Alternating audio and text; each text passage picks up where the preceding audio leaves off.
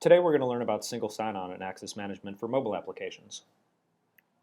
In a traditional IT environment, you often had identity management infrastructure buried back behind a firewall. Your access management servers, your directory servers were good at controlling access to on-premise applications and protecting employees. But in the new environment, you have a proliferation of cloud applications. Your employees, customers, and partners are outside your firewall, and they're all using devices and connected products. Today we're going to learn how identity can be used to control mobile applications and connect them with your customers, employees, partners, and products. The first thing to understand is a framework we call Connected Apps. Connected Apps is a metadata framework we use to describe applications to our platform, even when those apps are running on your phone or a tablet or some other cloud. We capture basic information about this app, such as its name, its description, its logo, what its capabilities are. Can it enforce certain policies? Does it speak certain protocols? Where does it run? What are its URLs? How do we address it? And when we have this description, this basic metadata about the app, we have context of the application. And this is very important because we use this context to allow the application to be displayed to end users. Admins can manage that application, setting individual authorization rules or policies, or they can audit it, just like any other app that's running natively on the Salesforce platform. Examples of connected apps are mobile applications, single sign-on applications, or UI integration applications through the Canvas framework. Connected apps are all based upon open standards such as SAML, OpenID, and OAuth. When you use connected apps in a mobile environment, you're primarily using the OAuth protocol. Salesforce Identity's OAuth implementation provides key enterprise features such as admin authorization for applications, mobile-specific policies such as PIN protection and session timeout, the ability to integrate with your company's single sign-on service, and centralized audit and reporting of who's using what applications. There are two types of ways to use connected apps with Salesforce. The first is end-user authorization. This works a lot like existing consumer services. Users authenticate the app and authorize it to act on their behalf. In this model, application metadata is globally available across all orgs. The second is admin authorization. In this model, we can package the connected app metadata and allow it to be installed by admins into their org. This gives them the ability to control authorization and policies on an org-by-org basis. These applications may be installed off AppExchange, or when using Salesforce connected apps, will automatically install the metadata on your behalf. The easiest way to understand connected apps is to see it in action. Let's start with a simple demo of end-user authorization. Here, a user is logging into Chatter. They typed in their user ID and password, and they're authenticating. Since this is end-user authorization, the user is being asked to approve the application. The user can review the app, what it wants permission to, and ultimately allow that application access. And when it does it, we issue OAuth token information, and the user is now logged into the app. The next time that user tries to use that app, the OAuth token information allows them seamless single sign-on into the application. The user doesn't need to sign in again. An OAuth refresh token is used to establish their session.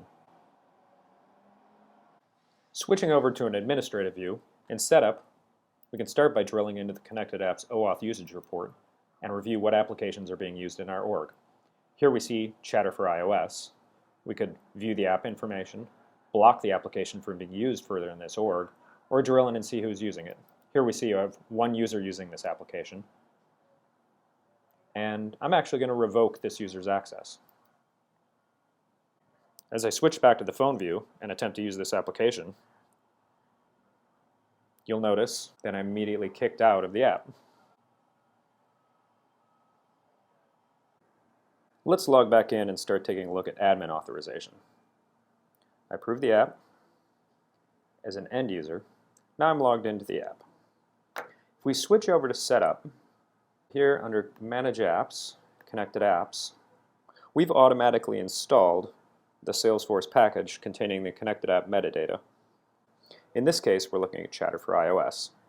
I can drill into the metadata about this, see its name, its description, its logo, as well as its policies. The first thing we want to do is set up Chatter for admin authorization. So I'm going to go ahead and hit Edit and change this from using end user authorization to admin authorization. As I save this and approve this, one thing that's going to happen as soon as you change the way that this application is authorized, users that have previously used this application are going to be kicked out. We're going to log them out. I can save. And now, if we switch back to the application, just like when we kicked the user out, if I attempt to use this application again, you'll notice I'm logged out because behind the scenes we've turned off end user authorization and have turned on admin authorization. Switching back to setup, we can now take a look at how this application is authorized. In this case, we use the standard mechanisms of profiles and perm sets. If I click on profiles, I can select my system administrators to be approved for access to this application, save it, and now when users log in, we'll use this profile in order to determine authorization to use the application. We can also set more fine-grained policies. If I click Edit, we can control policies around IP restrictions. Mobile apps aren't often on your corporate networks, so we can either enforce your IP restrictions, relax them, or relax them if the user uses 2 factors of authentication. We can control how often users have to log into the application, whether it's the first time, every time, after a certain amount of inactivity, such as 7 days, or we could require they log in, say, once a month. We might set a high assurance session policy, requiring that the user use 2 factors of authentication to use this application. Or we can set special session timeouts, such as 5 minutes, and require that the user set a PIN of 4 digits. Let's save this and switch back to our application to see how admin authorization takes effect. Logging back into the application, you'll see that I'm no longer asked to approve the application as an end user. I'm authorized based upon that profile, and I'm prompted to create a PIN code. As I create the PIN code, I'm now logged into the application, and if I have inactivity of 5 minutes based upon our session policy, I'll be asked to provide that PIN code again. Let's log out and start taking a look at how we can use single sign-on with mobile applications. The first thing we need to do is enable our org for single sign-on. Since we've already set up our My Domain, and we've already set up single sign-on, we can drill into the My Domain and change its login behavior. This is simple. Go to the My Domain page, click on Edit, and here we're going to change our login behavior. Instead of showing people the login page, we're going to send traffic to our single sign-on provider. As I save this, what will happen is when users are unauthenticated and they attempt to access our My Domain, we'll redirect them to our corporate authentication server. Let's take a look. As I log out, I'm actually sent over to our login service. And now, if I attempt to access customer.my.salesforce.com, you'll see I can log in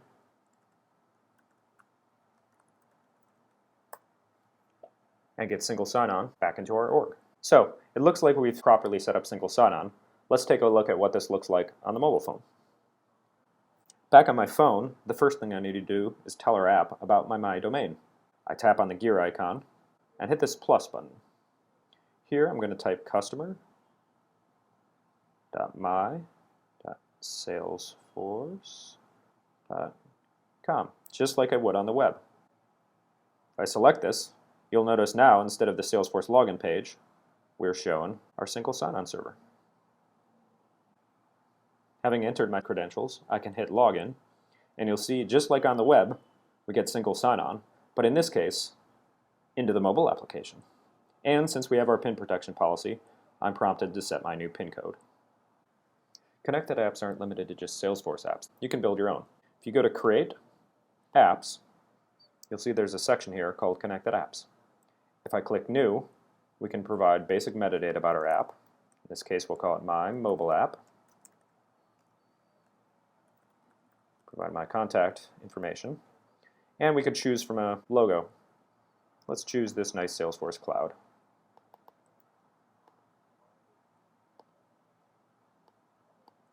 I paste that logo in there.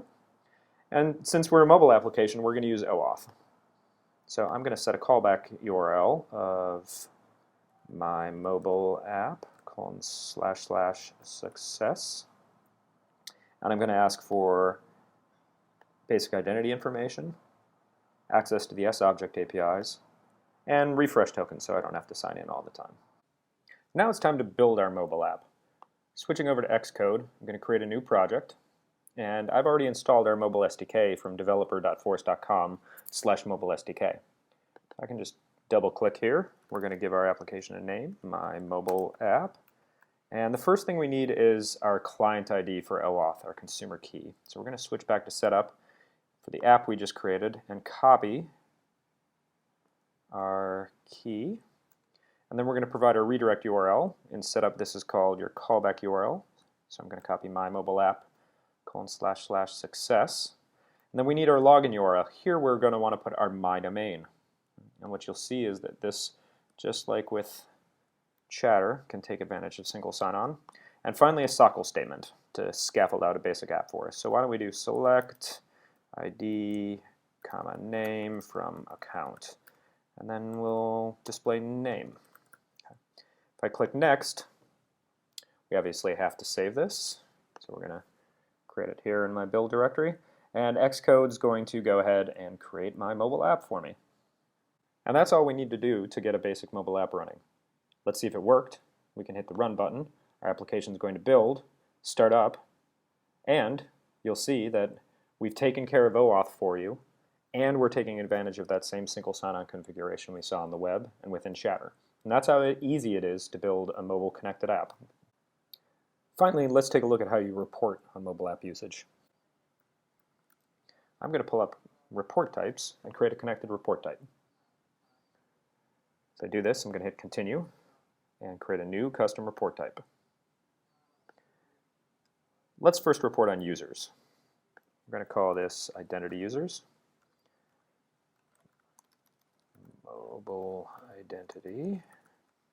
And let's store this in administrative reports.